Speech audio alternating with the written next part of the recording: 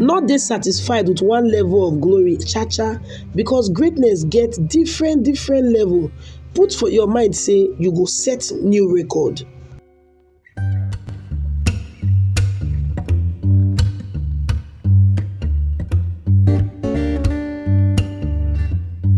Hi guys, welcome to Favors Blog, your one-stop channel for amazing entertainment like no other. Trust me, you're gonna enjoy your time here. To be part of this amazing family, please follow us on all our social media accounts displayed on your screen right now, and do not forget to subscribe and turn on the notification bell so you'll be one of the first persons to get notified whenever we drop any new video.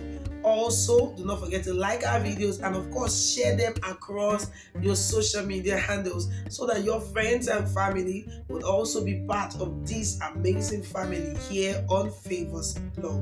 Now let's dive right in to what we have.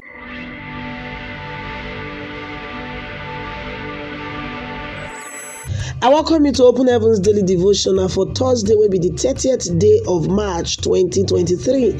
Our topic for today now, Greatness Day for Different Levels.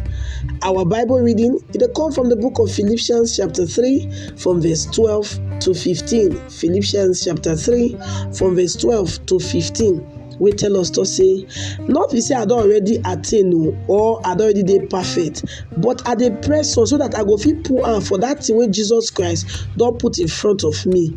I know they count myself say I don't achieve, but one thing I dey always do, I dey forget those things wey dey behind and I dey press forward for those things wey dey ahead. Our memory verse they come from 1 Corinthians chapter 15 verse 41, wey to say, e get one glory of the sun, and another one na glory of the moon, and another one na glory of the stars. For one star is different from another star for glory. Make we enter the main message. Many years ago, they invite me go one swearing in of one head of state alongside with many other people. One of these people dey very excited because the invitation letter get A where they write big. He come dey explain give me say the meaning of that A be say na him na great person. Another one come get on the right AA for invitation. That mean say e dey more important than the one wey dey write ordinary A put. And because of this importance, where you go sit down go dey very obvious and they go give am better treatment. I come later explain give them say another level dey wey be AAA.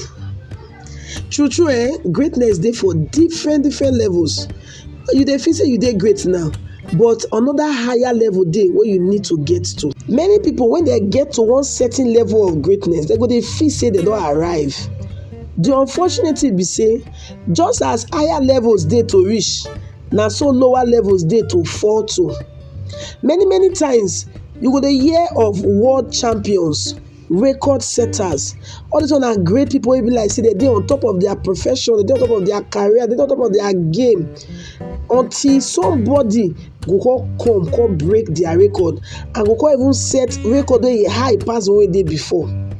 For example, for sports, if one athlete set new record, the former record holder go immediately become ex-champion.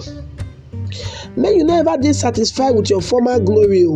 Always seek to break new record, break your previous record, set higher ones.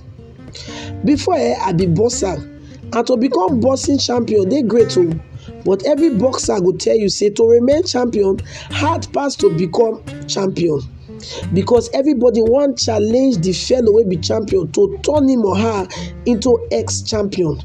That na why champion need to dey work harder to retain the position wey e don get on top. The more you relax, the more you go dey go back. You need more of that thing wey make you champion to remain champion. When I turned 80 years old last year, many people come dey feel say I go come relax. I tell them say Moses start im ministry at the age of 80. Me too, I don start my ministry.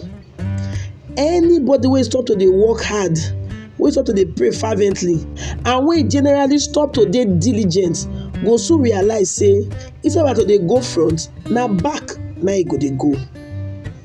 Our action point for today be say, continue to dey press forward towards the mark for the prize of the high calling of God in Jesus Christ.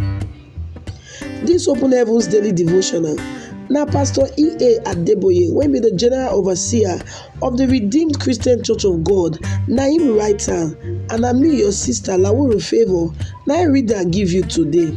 May God bless you.